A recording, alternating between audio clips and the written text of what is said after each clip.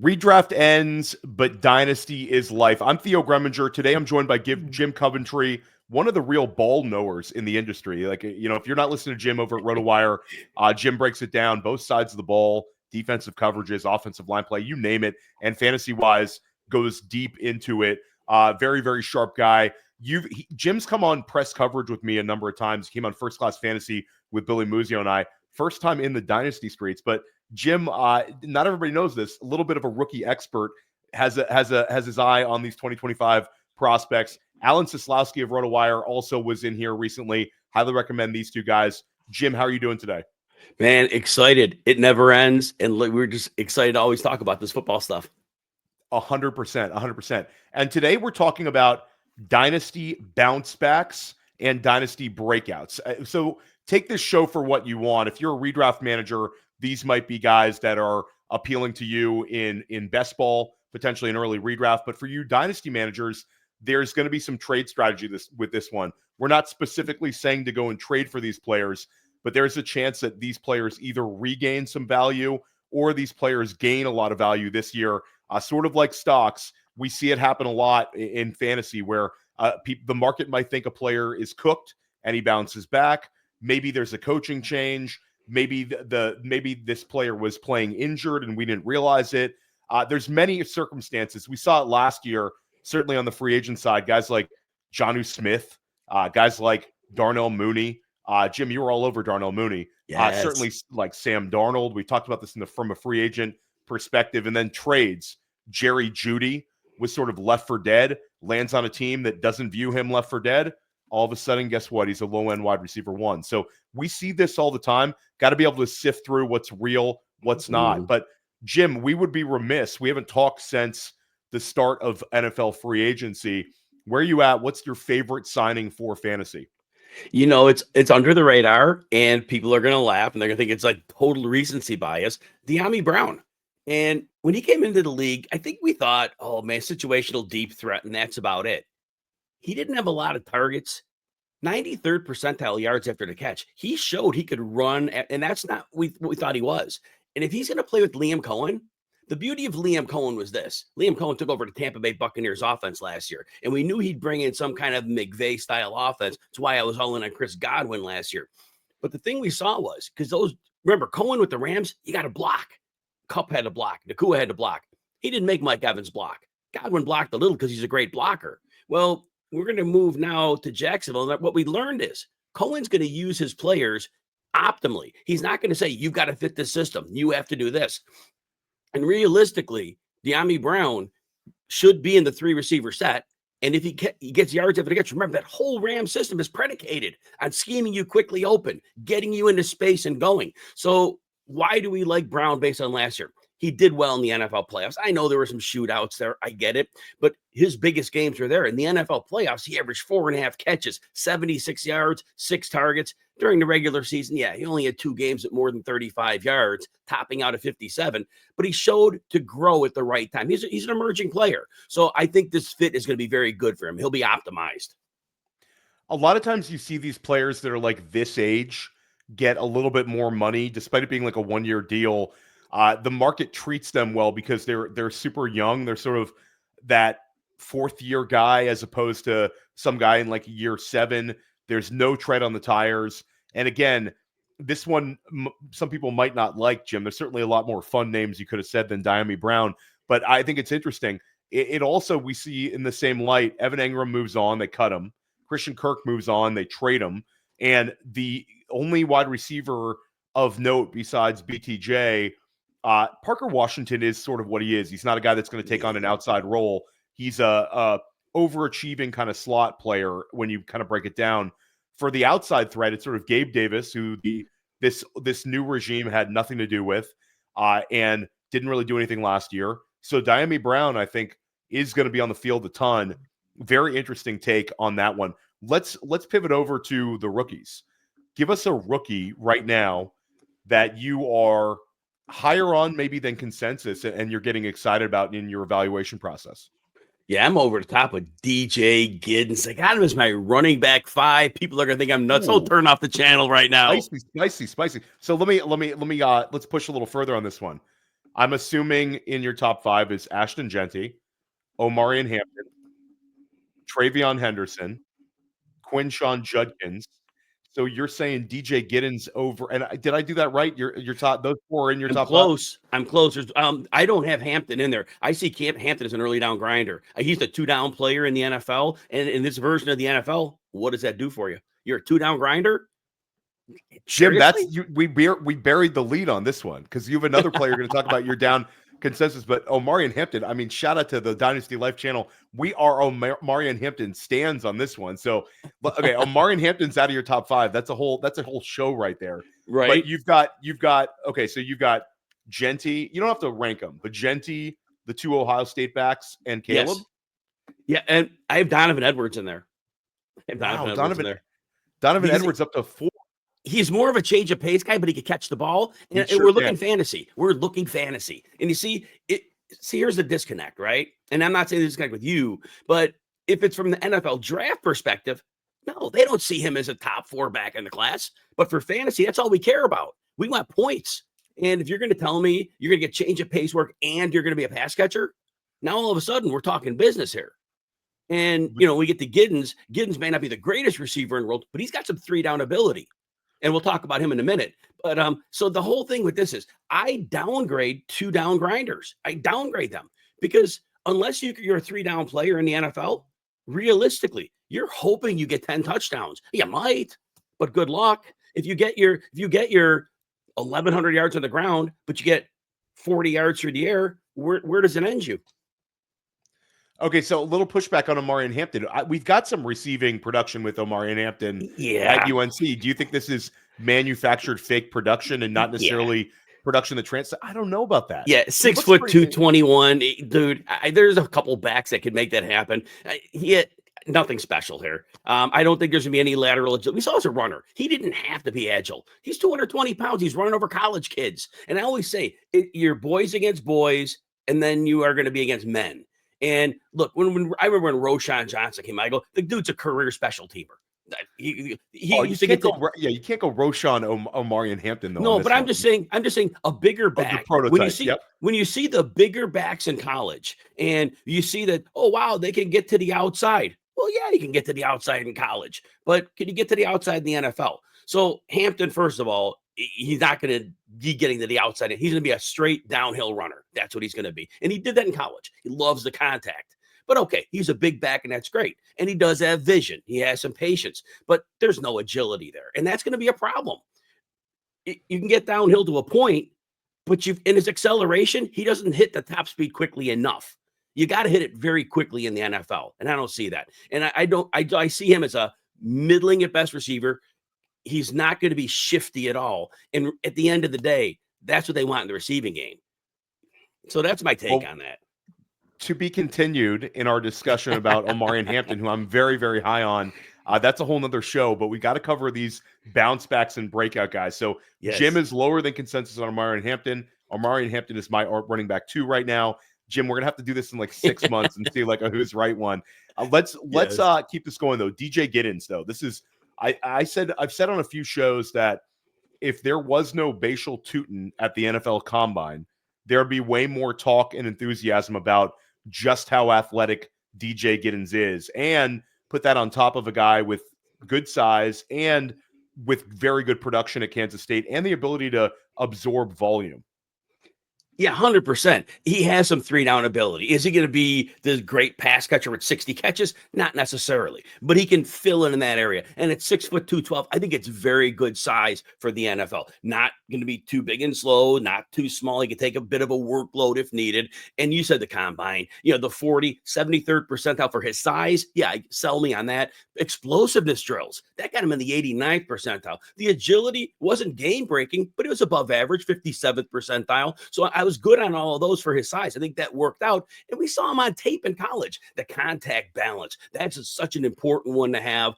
just like I mentioned with Hampton, what I like them, the vision and the patience. He can wait it out. He can read the blocks. And in the NFL, when we're doing, a lot of teams will run zone, not all. Some will do the duo downhill, but he can run that zone if the team drafts him for that. And again, I just think he can pass protect well enough. And that's why I kind of put him as a 3-down skill set, because he could pass protect enough that they could keep him on the field some. Now, he doesn't have the real top end speed, but again, for his size, I think it's fine. I said earlier, the agility is not quite great, but I think it's enough. And interesting about Giddens is these guys with the really high yards per carry and the ability to hit home runs. The NFL is chasing that these days. I think the athleticism of guys like Bashal Tutin, DJ Giddens, you're going to see it more reflective in draft capital than in certain years, because everybody wants the Jahmyr Gibbs, everybody wants the Devon Etienne. Those guys, like, analytically, those kind of guys are in vogue in the NFL. Certainly Travion Henderson's going to get very, very highly drafted, but Yes. Giddens was 6.6 yards per carry, Jim. So, like, pretty good stuff there for a guy with that many carries, and did it back-to-back years where he's like 17 rushing touchdowns last 2 years. So Giddens is definitely rising up, and especially in a year where there's guys with like some question marks. What is Cam Scadaboo going to be fast enough? Is Brashard Smith going to be big enough? Like, when you get down to this level, Devin Neal, is too slow? Like there's guys who have like little question marks about them that the dynasty and fantasy community are still super excited about. NFL teams might say, you know what, I'm just going to draft the athletic guy, because Giddens also gave us production, but I know he's bigger than this guy. I know he's more athletic than this guy. So I think Tutin and Giddens both have a chance of going on day 2, which would be very, very interesting. You talked about how you're down on Omari and Hampton relative to everyone else. Give us another rookie that maybe might be highly ranked at a site like Player Profiler, or even by other people over at RotoWire, that you are sort of like, I'm not as high on this guy. There's some flags for me. I think some people are talking about Caleb Johnson, and Caleb Johnson's not a player. I see him as a rotational back. Again, another big back, 6'1", 224. Ultimately, he runs at 18th percentile 40, which at 224, you're not going to run a 60th percentile. We kind of know that, but it was a bit too slow. And his college film showed, he had a second gear. Well, yeah, you don't have a second gear for the NFL. And so I think that film is not going to play out with the reality of who he is. Again, that's always my big thing. I try to understand the NFL at such a level. I just try to look at this player and say, okay, what is your fit here? And yeah, he had big play potential that we saw in college. Well, no, you're not a big play back in the NFL. Now, he could be effective in the passing game, but again, at 6'1", 224, how many running backs in the NFL do you see getting a big volume as a receiver? It's not Steven Jackson back 20 years ago catching at 90 passes or 89 or whatever he had. So, yeah, all that said, I think Caleb Johnson is a player a lot of people like, but I think he's a rotational back. Yeah, I mean, this is one where I'm higher on Johnson, but I think that the argument for Johnson that I think is kind of a little bit scary for fantasy is he's a back that needs to thrive on volume in order to really hit it. He's not a high value touch guy, so immediately landing spot plays a factor. Now, do I think Caleb could land poorly and be a guy that takes over a backfield? Sure. Would I be like completely out on Caleb if Baltimore drafted him at the end of the second round and said he's a 1 year behind Derrick Henry, and then potentially whenever Henry hits that wall as a pro, Caleb takes over? I mean, you could make a case for that, but I think once you get down to the needs volume argument, even though I have Caleb RB5, I can see a little bit of the red flags. I could see a scenario on draft night where we're not happy about Caleb's slot. And I've also said that when it comes to Caleb, the fact that Omari and Hampton, Travion Henderson, Judkins all tested extremely well at the combine, there's a chance that Johnson now falls into like that 45 to 65 range in draft capital. When you get in that range of draft capital, there's more chances of getting like in Zach Charbonnet, where you end up in a backfield where you're like a high-end handcuff and somebody says like, I have 2 picks in the 3rd round. I'm just going to use one on Caleb and he'll be my backup this year, a really good backup.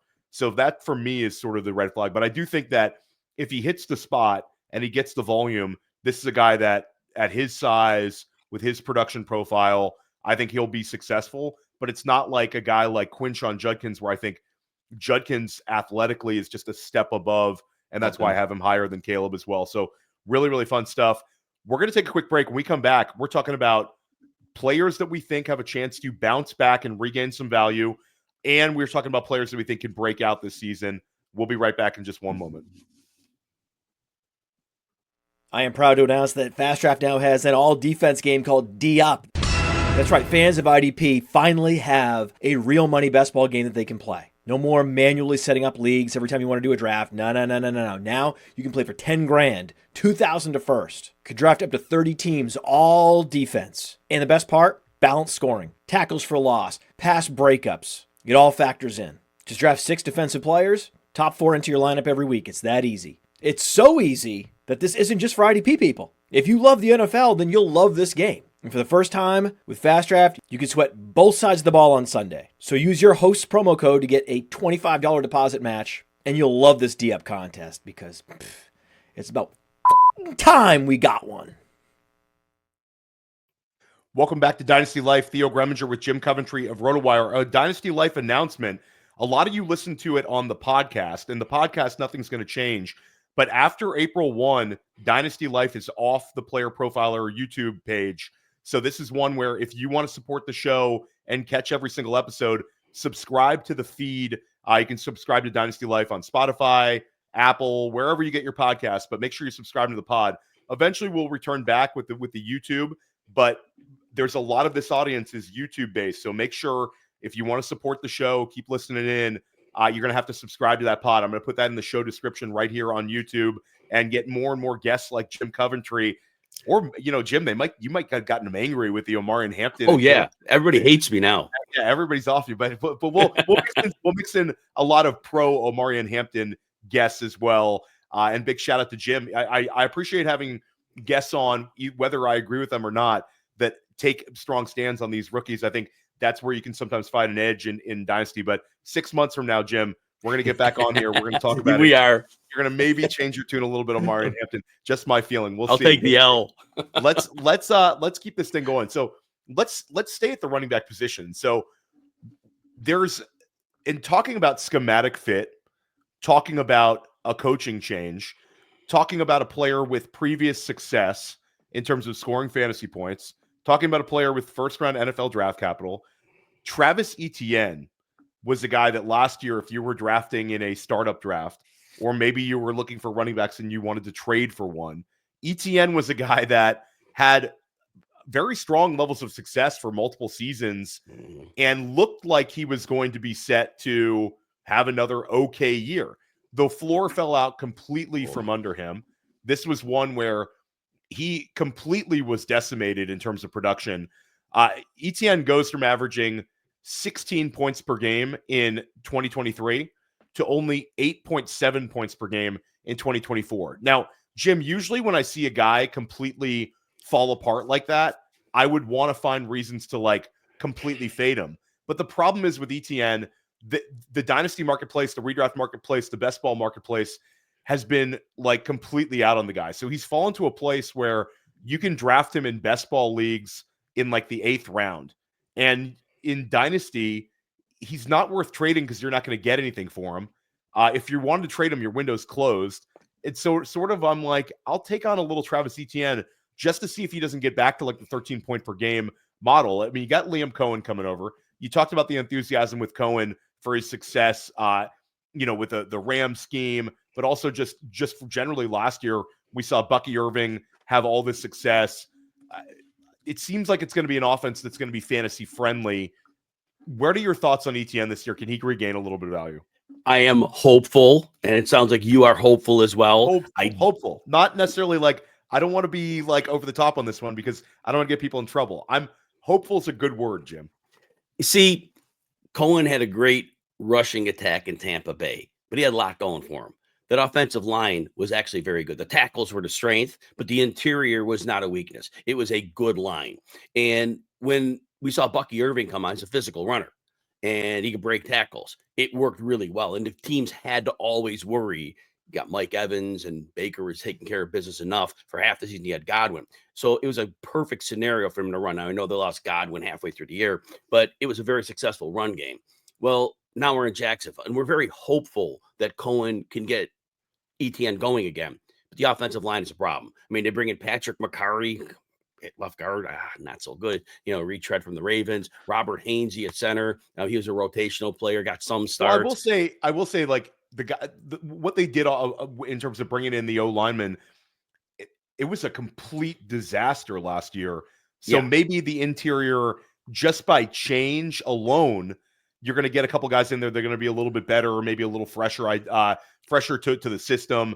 Because last year the interior was just it can't get worse. It can't get worse. But I guess my point was, Theo, that the system in which they could run in Tampa with a good line, Cohen's gonna have to work around that here. And so Cohen, we learned was, and I may have mentioned this earlier in the show, he's a coach that works with what he has. We learned that from his move in the past to the move to Tampa, that he will do what his personnel dictates. So what does it dictate? Well, maybe he's throwing screens to the running back more than getting downhill is a good thing. And I think that's where our benefit for Etienne comes in, because Etienne needs to be a player in space. We don't want him to be a between the tackles grinder. And Tank Bigsby did okay in that role, but I don't think that's going to be the identity. I think they're going to spread things out a little bit more than typical. And I know that Rams, they like to condense that, but Cohen didn't always do that. So I think Etienne will be more of a space player. And I think his carries may only be in the, 180 to 200 range, but I think you could get 50 catches out of this year. And for fantasy, that's what the difference is. Because as a runner, he was terrible. 16th percentile broken tackle rate, 34th percentile after contact. As a receiver, he was about middling after the catch. But again, it was all get him room, get him into space. I think Cohen is going to see, I have a weapon. I can make this happen. So it's not a toxic situation in Tampa in Jacksonville anymore. And I think that is going to be enough to get Etienne an opportunity with space. Yeah, it's interesting. I think that's sort of the argument. The pro argument is that Travis Etienne is going to get back to getting more targets. Where last year, despite the emergence of Bucky Irving, Bucky caught passes. Bucky was in the 40s on receptions, but Rachaad White still had 51 catches. So there was a lot of targets to the running backs. Also, the easy button, Evan Engram is gone. Another potential easy button, Christian Kirk, is gone. Yes. BTJ is going to get to a 25 to 28% target share, and he's going to crush it next year. But at the end of the day, how high can he run in terms of the target share realistically? 30% max. So it's sort of like somebody else has got to get some targets there. Etienne sort of makes sense. He's going to have to survive the NFL draft. But the fact that him and Bigsby are still there, as long as they don't end up with a back that's a pass catcher, I think there's some outs here with Etienne. Yeah, I mean, like I said, I think we both said it, and we're in agreement with that. If they do bring in a pass catcher, you're right, it's a problem. I don't see them doing that. They have to see from in-house scouting how he was used, Etienne, and he's a space player. To me, it's simple. He's back to that, and he should be a steal for your dynasty team. So here's another one, Jaylen Waddle. Jaylen Waddle was like everyone's darling in terms of a wide receiver in Dynasty that you could just put on your roster and get continual production. 3 straight seasons with at least 1,000 receiving yards to start out his career. He has a 100 reception season. He also had that season where he went bonkers on the yards per reception. That was the first year with Mike McDaniel there, where it was like 18 yards per reception. Like, so he's won in multiple ways as a fantasy asset. Last year, it was a complete disaster. Towards the end of the year, had a little bit of production, ends up averaging 10 points per game, where after 8 weeks, if I told you 10 points per game, you'd say, I'll take it. That's how bad it was. Right. So for me with Waddle, the guy dealt with some injuries the last 2 years. So the first 2 years of his career, played every game. Last 2 years, missed a little bit. Last year, you had the Tua Tagovailoa situation where the offense went completely inept for that big portion of the year. Waddle's 26 years old. I think that it's almost like if Tyreek Hill is back in a major way, that's a huge detriment for the Waddle complete rebound here. But I think that there's a chance that Tyreek Hill doesn't recover. He was at 12 points per game last year. And all of a sudden, the wide receiver who's 5 years younger than him, who also has had fantasy production, maybe bounces back and goes back to the land of like the 14 point per game 2023. He's had 2 15-point per game seasons, a 14-point per game season, and then this terrible season last year. Sort of your thoughts on Jaylen Waddle and sort of the narrative for him to sort of regain. The talent is not a question. And I am concerned with Mike McDaniel, the coach. I believe he came in his first year as a coach and he had a very unique system, and the defense of the league got caught off guard. And then the second year, they had got figured out into the first year, and then Tua was dealing with Tua injuries, of course. That second year, they're using those half-field motions, and that was like all the rage, and it was crazy. It was so good, every other team in the league stole it, and then they practiced against it, and it didn't work. McDaniel didn't have another counterpunch last year, but I think he had to soul search. This is going to be narrative, okay? It has to be. The soul searching is this: what would their offense become? Teams would gum up the middle of the field because they don't respect Tua's arm, and they would basically lock in on Waddle and Hill. So what was left? Dump offs to Jonnu Smith and dump offs to Devon Etienne. That was their offense. And McDaniel has to be going through the offseason thinking, we can't win with that offense. I either have to put my receivers outside. I've got to do something different, but I can't do what I did. I'm assuming he values his job and he's rational, and it's narrative. But Waddle's super talented, and they're going to have to find ways to create him space to get open. McDaniel comes from the Shanahan system. He has to go back to some of the roots of that. You can get players open, even if your quarterback has a popgun arm, because we've seen Shanahan do it with quarterbacks with popgun arms. So my basic case is this: Waddle has blazing speed. He has ability to get open quickly, and they're not going to win dumping to Smith and Etienne. So Waddle's going to be part of the solution there, and he has no choice to coach other than to make sure he gets the ball. That's my narrative. It's not fact-based, but that's what I have to go with here. Yeah, and I think there's also a scenario where you bring up the self-scouting, getting more out of multiple players on your team, and going back to a little bit of what worked with Jaylen Waddle as a rookie, some screens around the line of scrimmage, some slants, get him the ball quickly in space, maybe run some smoke for Jaylen Waddle, because like you said, it's like get him going, get the ball out of Tua's hands very, very quickly. It'll help Tua. It'll also help Waddle. And I think that there's outs there. Like I've had Jaylen Waddle offers in Dynasty where they just haven't been enough, and I want to hold because I think he's going to regain some value this year, for better or for worse. And they paid him last year. This is year 2 of the contract. They showed a lot of confidence in him as a player, as they should have. It was like the same contract that Nico Collins got, Jaylen Waddle got. So that is sort of where we're at with Waddle. Let's talk about another player who we had this unbelievable season in 2023. DJ Moore goes over from Carolina, sort of in fantasy football purgatory for all those years with all the poor quarterback play, ends up in Chicago as part of the Bryce Young deal, averages 16.9 points per game with these insane spike weeks, ends up with career year in every category, not catches, but career year in receiving yards, career year in receiving touchdowns, career year in a number of metrics. Then DJ Moore last year, instead of being like a kind of a discount in ADP in 2023, he ends up getting to a steamed up point in 2024, fails to deliver, still averaged 14 points per game, Jim. But again, it was backloaded production. It was mid-season. They started turning it around. So if you had DJ Moore, and I said he averaged 14 points per game, it might not have felt that way. Your thoughts on him getting going here in Ben Johnson's offense? This is an offense that a lot of people are betting on. We're going to talk about Odunze in a second, spoiler alert. But DJ Moore is the one where this could end up being a guy who is still a little bit underrated. You've got the Odunze factor, and then maybe not enough of excitement is being baked into him taking on a, dare I say it, Amon-Ra St. Brown-like role in this offense. DJ Moore is a superstar, full stop. The problem is he's had bad quarterbacks. He's had bad offenses. He had the one great year, as you mentioned, in 2023 when he was actually used effectively. Well, now we have the Bears fixer offensive line. It was a massive overhaul, that offensive line. Big time. And a ton of money, Jim. Ton of money Yes. to put into it.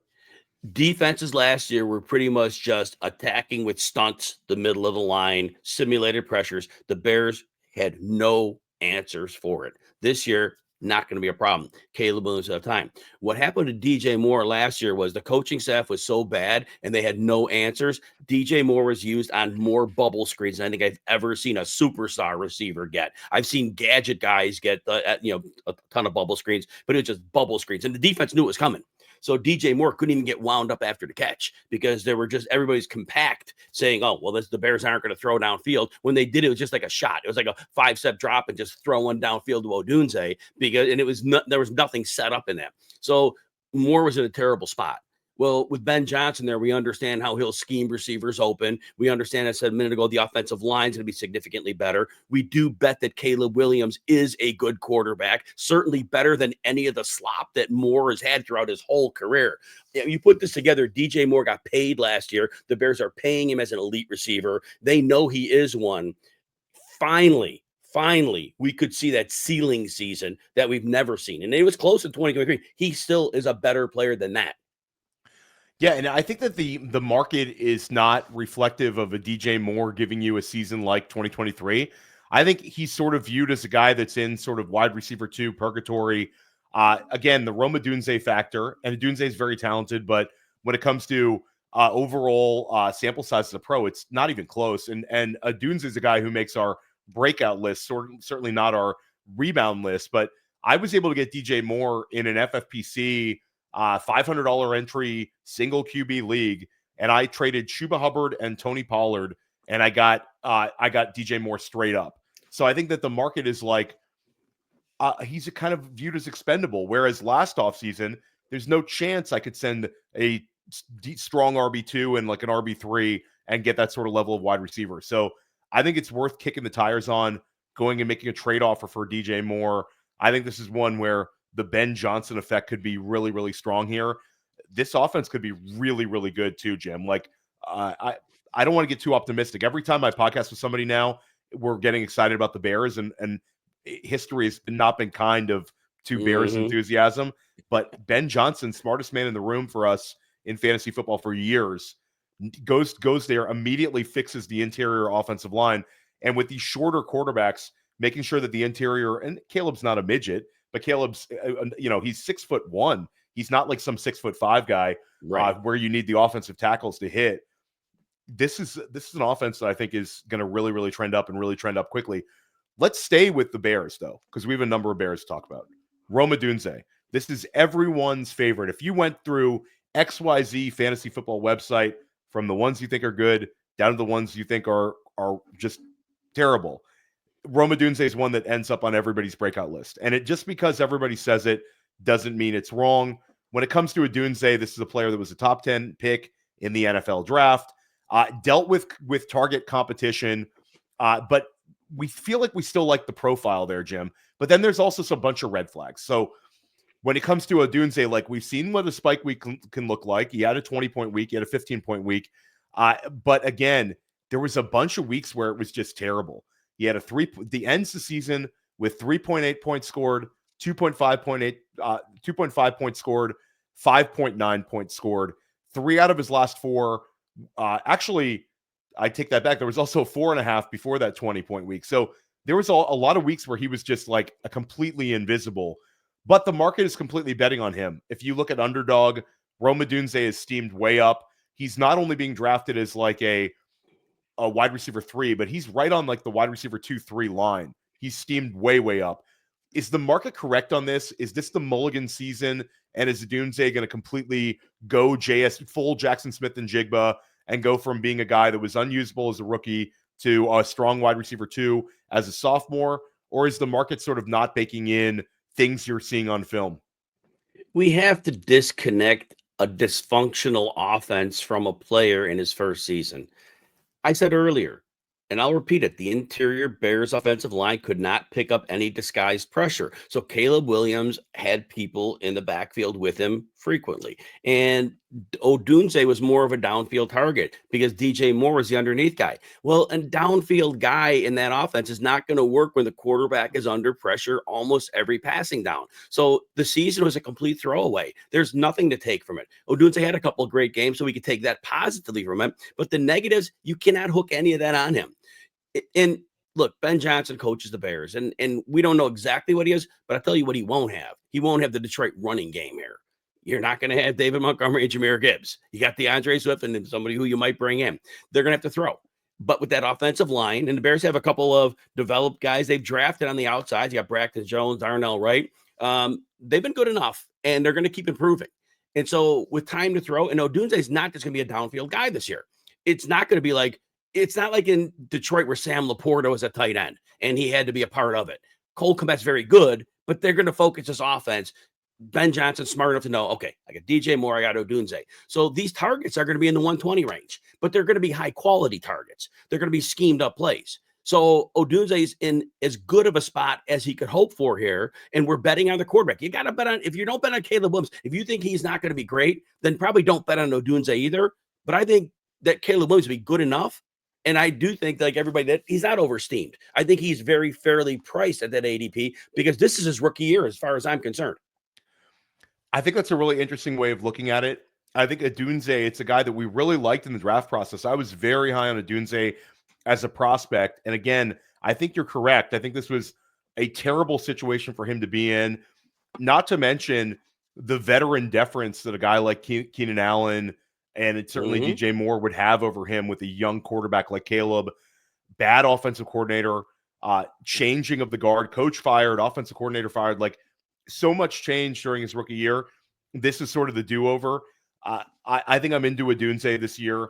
Again, it's an interesting one because if you want to go get Odunze, you're still having to use a extremely high rookie pick. The market is not stupid anymore. 10 years ago in Dynasty, you could have offered like the 111 and got Rome Odunze, and people are going to snap accept it because of the actual production. I think people put a lot more context into situation, so it's going to cost you a little bit, but he's still less expensive than a Tet McMillan and less expensive than potentially the wide receiver 2 in this class, depending on where they get drafted in the NFL draft. So it's a chance to sort of re-roll that pick and go get Odunze. Plus, there's going to be a lot of running back needy managers with all these running backs that are going to get drafted that might look at an Odunze for a rookie running back as a trade, and potentially you get way more long-term production out of Odunze there. And let's talk about that double bet. So this is a breakout player, Caleb Williams. Caleb Williams was not Jayden Daniels. Let's just put it like that. Jayden Daniels, you drafted Jayden Daniels, you in your rookie dynasty draft or in a startup dynasty league, you're like found money. Like Jayden Daniels is right behind Lamar and Josh Allen or towards the top of all the dynasty rankings. Caleb lost a little bit of value in terms of the overall. He's still ranked as a QB1 on a lot of sites, somewhere in the top 15, but there's not that enthusiasm that Caleb's like the chosen one at the position, and maybe he never hits that. But just how high a ceiling do we see Caleb this year in Chicago? And at the end of the year, where are people going to rank Caleb in terms of the hierarchy of the 2024 quarterback class? Like the Bo Nixes, the Michael Penixes, the J.J. McCarthys, the Drake Mays. A lot of competition in this class besides Jayden. Is Caleb the QB2 at the end of the year out of that group? I do think he is. And the one thing, Theo, that we need to understand about the NFL is this, and we learned a big lesson last year. The coaching staffs that know how to give their quarterback easy throws over and over, they're successful. The coaches that obviously do not do that doom their quarterback. Bo Nix is not a great quarterback, but Sean Payton gave him easy throw after easy throw. He gave him multiple layer throws, gave him two players that might be open on the play consistently, made it super easy for him. Jayden Daniels, Cliff Kingsbury did a masterful job. I didn't think anything of him, did a masterful job giving him easy stuff over and over and over.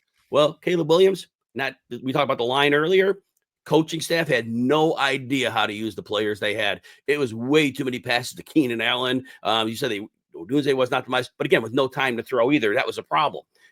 So that said, yes, I do believe Caleb Williams showed enough. He ran for 489 yards. I don't think anybody talks about that. He didn't run for a touchdown, but he can run. And that, Jayden Daniels runs for a ton of yards, but it wasn't like Williams was a nothing there. It's almost 500 yards. So he can run. But I believe in this offense he has, this offense could be way better than Washington's offense.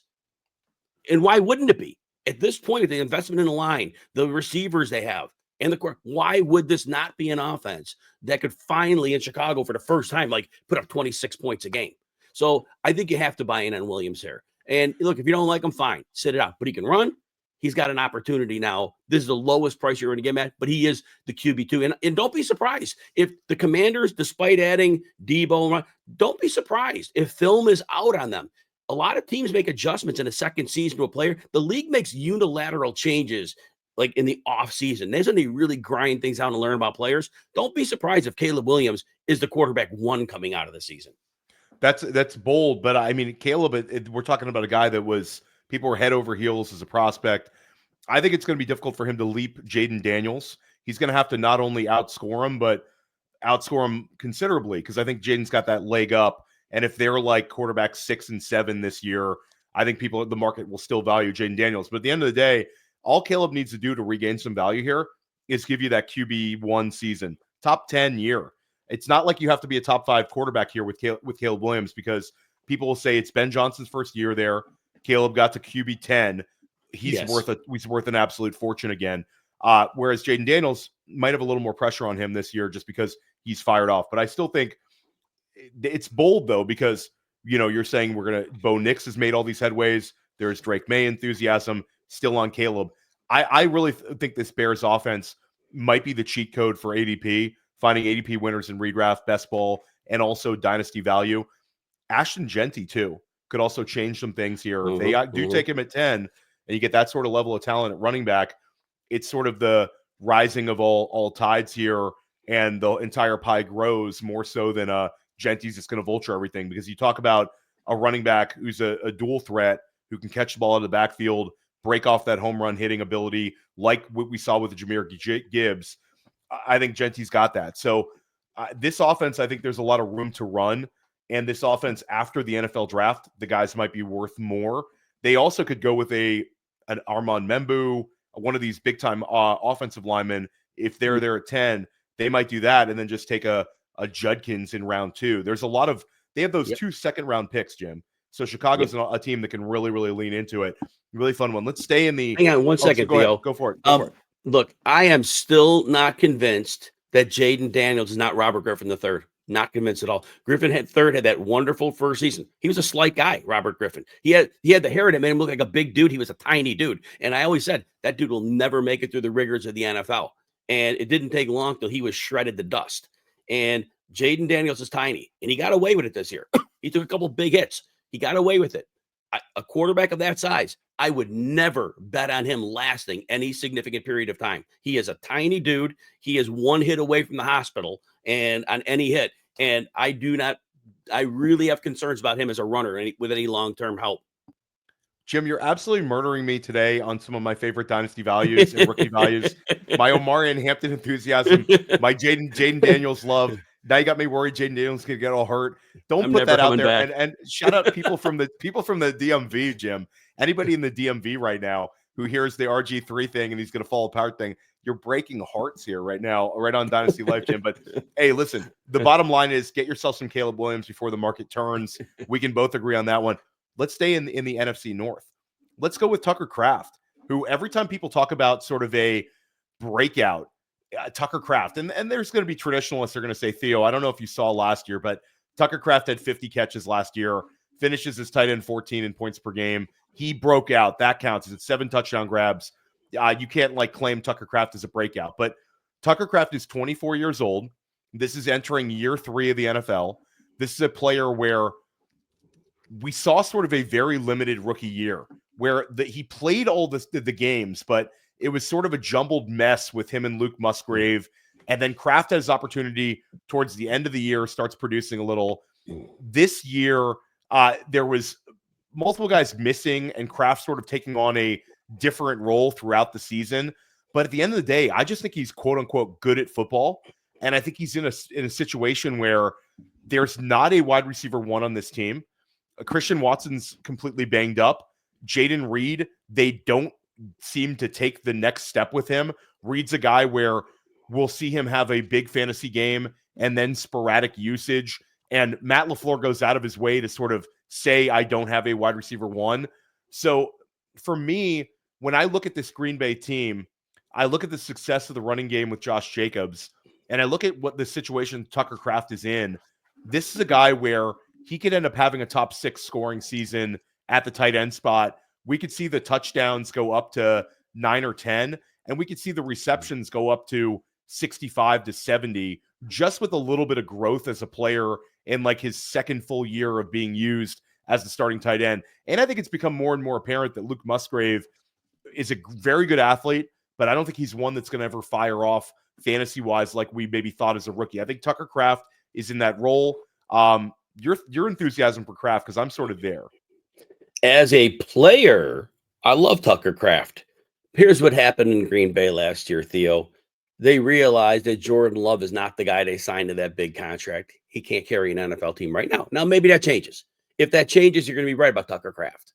Listen to these pass attempt totals after the week 10 bye for Jordan Love. 17, 23, 28, 20, 27, 28. He hit a 30 and a 12, but he got hurt in that game. So you're not throwing 30 passes a game. You're throwing 26 passes a game. And some of those did the running backs. 3 or 4 of those that are running backs. And you got receivers. And I go, you said, you're right. Watson's hurt, and I get that. But Tucker Kraft had 4 of his last 8 games, 3 or fewer targets. He had a 1, 2, 2, and a 3 out of his last 8 games. I think Green Bay has realized, keep working on building the defense. Josh Jacobs is going to have to carry the team. We'll throw when we have to.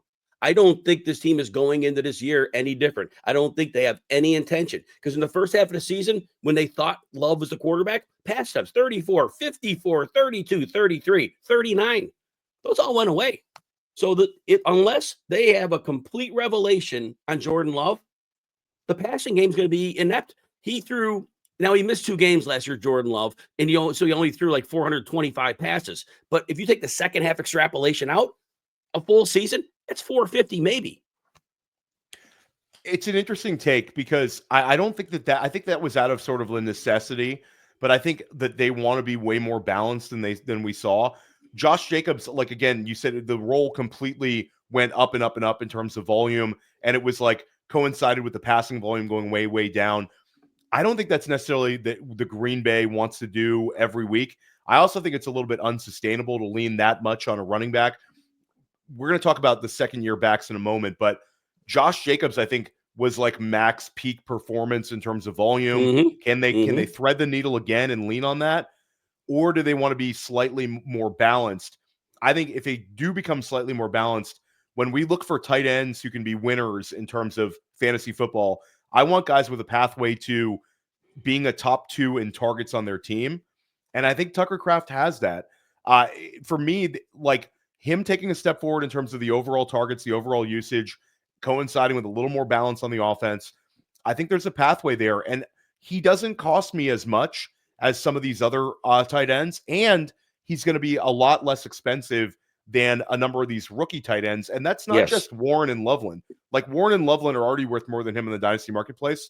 But if an Elijah Arroyo, a Terrence Ferguson, a Mason Taylor ends up getting drafted very highly, and those guys have what it takes to be a top 40 pick, then there's a chance one of them becomes a little more value because of the newness and the talent there.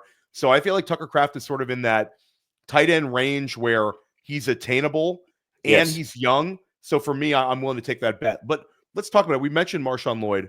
Talk about these second-year backs, because Bucky Irving steamed way up. Bucky Irving landed well. Bucky Irving, they love him in Tampa.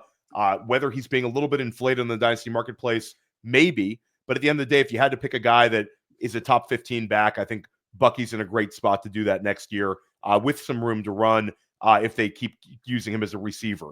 So Bucky's a win, 4th-round pick. Tyrone Tracy, right now, Jim, you're hanging on. If you're a Tyrone Tracy manager and you're saying, if I get through those 3 days of the draft and I avoid a DJ Giddens or a Bashal Tutin, another super athletic running back, or maybe a specialist, maybe a Brashard Smith would be a really annoying one. Like, if I avoid a specialist and I avoid a hyper athletic guy that could be like a round 3 or round 4 guy, then I think I'm okay, because Giants are not going to take Ashton Genty. They're not in a position to do it, and they need a quarterback. So we'll avoid Genty. So that takes him out of the equation. And Tyrone Tracy has a chance to sort of be that guy. So take those 2 guys out of this mix. Everybody else lost value. Jonathan Brooks, injured. Chuba Hubbard, contract. Forget Brooks. How about the rest of the guys here? Trey Benson, Marshawn Lloyd, Blake Corum, Ray Davis. Then we go down the list. Braylon Allen as a handcuff running back. Will Shipley, a handcuff running back, behind a very valuable offense behind Saquon Barkley with Kenny Gainwell out of there. Do we start looking at this class and say, is it a little bit like the 2023 year where all those second-year backs like the Jerome Fords and the Jalen Warrens all finished as RB2s because of potentially injuries ahead of these guys? Or is this a class where let's take the mulligan, let's not invest in these guys, and I'll throw Jalen Wright in that mix too.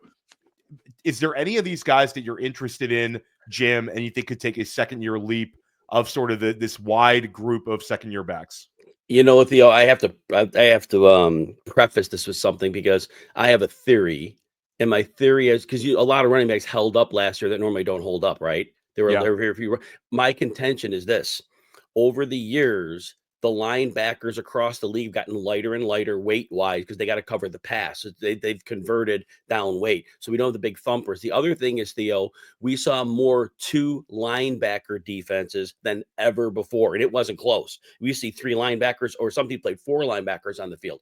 There's only 2 linebackers on the field. Well, when that's a common NFL defense, that means an offensive line and a tight end, they can get a hat on everybody, which means far less big collisions for the running backs. So I believe players like Kyron Williams, James Conner, Aaron Jones, I believe they stayed healthier than usual because they were taking less death shots than they were ever taking before.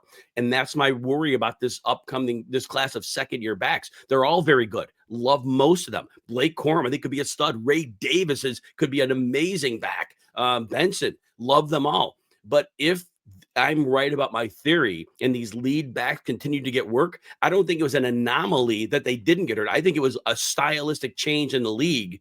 They're not taking the big hits like they used to, which increases their probability of staying healthy. I've heard you make that take before, and I think it's really smart because everybody's sort of saying that this was a fluke year and running back injuries are random, and this year the randomness didn't happen. But I think you see the sort of big picture here, Jim, where it was actually the way NFL defenses were playing. I love that take. So then let's take it down a notch. These guys are all contingent upside plays. Let's say we throw them into a box, though. If you could have one of these guys, because they're all affordable now, who's the one where, well, I'll give you a scenario. James Cook gets injured in Buffalo. Mm-hmm. Let's say Josh Jacobs goes down in Green Bay. Let's say that James Conner, done in Arizona, has a James Conner like big miss. And let's say that Kyron Williams has 2 fumbles game 1, gets hurt game 2, and all of a sudden Sean McVay is ready for a change. Who's the most valuable one of these guys to roster? Because I can go get any of these guys for cheaper than I did last year. And Jim, the marketplace knows that this is an incredible running back class of 2025. They're willing to sort of re-roll any of these guys. The Trey Benson manager would love for a shot at a guy like DJ Giddens with a do-over. The Blake Corum manager would love to turn Blake Corum somehow into Bashal Tutin. I can go down the list with the Marshawn Lloyd manager. Marshawn Lloyd manager might take whatever. So where are you at here? It would be Blake Corum. First of all, Kyron Williams, I don't think the injuries of his first 2 seasons were all necessarily hit related. I think he's a pretty fragile back. He was the one I got lucky last year. Because, I mean, he even had an injury in the playoff game 2 years ago where he broke his thumb, and he didn't miss time because it was the last game of the 2023 season. So I think Blake Corum would move in. And I think under McVay's offense, we've seen they will, first of all, they're wide receivers block. They are very physical downhill. They get their running backs into space, and Corum needed volume, and he didn't get any last year. I think he would be in the best spot. He has the highest probability of getting a role because of injury, and then I believe he has the best chance of thriving in a situation because Sean McVay has really crafted together a phenomenal run system against, again, the lighter defenses of the NFL today. Yeah, and just saying Sean McVay starting running back, it's not just Blake Corum. I mean, there's a couple, there's about 10 guys in this draft class where if we said they're taking over the Rams backfield, you'd be standing on your head right now, Jim. That's been one of the more fantasy-friendly roles in all of football. Sean McVay, running back, is a good one. whether it's for 6 weeks or whether it's for 16 games. It's Yes. always good stuff. Talk about one deep sleeper before we wrap this up. Kayshon Boutte. And this is one where the Patriots apparently really, really wanted to get Chris Godwin. They were turned down. Godwin stays in Tampa Bay for less money. That's a whole nother story. Then we've seen the Patriots sort of linked to guys like T. Higgins. They've been linked to DK Metcalf. They've been linked to Brandon Ayuk. There's been all these guys they've been linked to, but no moves, none whatsoever at the wide receiver spot. Kayshon Boutte last year, this was a year 2 wide receiver, but he was younger than Jalen Polk, younger than Javon Baker, and outscored both of those guys easily. Boutte was pretty consistent for the second half of the year without any spike weeks, but it would be like 4 catches, 4 catches, 4 catches over and over and over again. You have some enthusiasm for him heading into year 3. Yeah, there's a couple points here. So Boutte in week 6, he started playing a full-time outside role for them, which I think that was really important. Now he had drop issues, okay? 26 percentile in his drop rate. That was bad. But he was a young player, so we'll give him a little bit of a pass on that. And that said, though, he had between 5 and 7 targets in all but one game from week 8 on. Week 6, he started getting all the snaps. Week 8 on, he was getting targets. The one game he didn't hit that 5 to 7 targets, he had 4. So he was always getting something. But we had a developing quarterback in Drake May who's still learning his way. Boutte learning his way. And it's hard when 2 players are learning together. But we saw in the last 3 games a glimpse. And Boutte hit 20 PPR points twice in the last 3 games. He in those 2 games together, the average 6 catches, $106, and a touchdown. So he had a 4 for 28 in the middle of that. But we saw that the light was starting to go on. But growing together with a really good quarterback, that's kind of a great way to start things up because they go into camp building on that confidence together. And Josh McDaniels in there to help out now, but they're gonna that confidence is going to be a thing, and so I'm betting on that and that end of the season translating going forward. And it's interesting because I've always sort of taken that approach where when I see a young player hitting at the end of the year, I value that heading into next year. There's other people they'll say that doesn't matter. Things are different at the end of the year, so I think we're sort of on a little bit somewhat of an island here. There's certainly some analytics people that will say, no, it doesn't matter. End of season production versus early season production, it's not really a thing. But I think when you put context with it, Yes. Jim, about then it has to matter. If it's an old guy who starts the season out with 8 games in a row scoring and then falls apart, I don't want that guy. And if it's a young player who doesn't score at the beginning of the year and does the end of the year. So I think putting context into it is the way to do it. And Kayshon Boutte, if we're wrong here, then we cost you like a 5th round rookie pick. Nobody cares about Kayshon Boutte. He's looked at as a roster clogger, even in deep leagues. And if we're right, maybe this is your shock wide receiver 3 next year. You've seen it in this organization a bunch of times.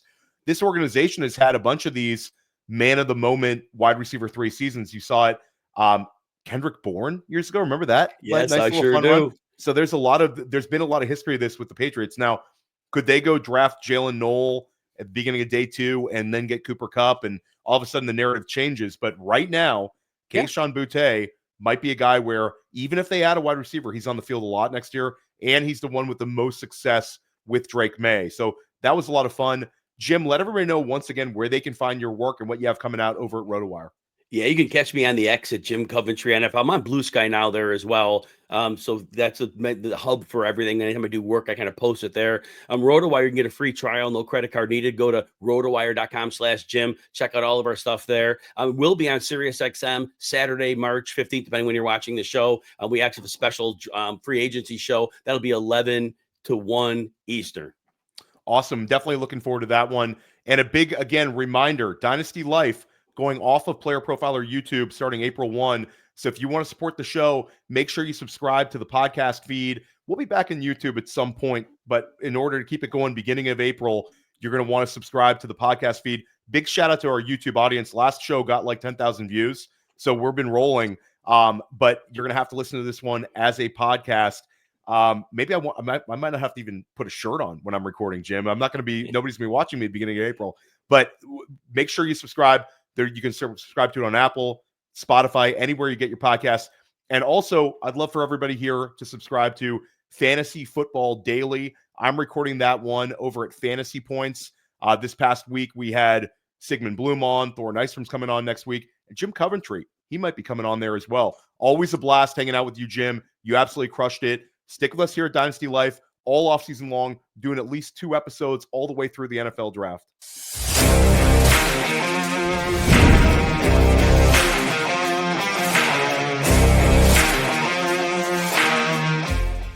Hey, I want to thank you for being part of this broadcast. If you have any thoughts on it, leave a comment. If you enjoyed it, make sure you leave a like. And if you want to see more shows on the Player Profiler channel, subscribe to it. That's how we know you want more.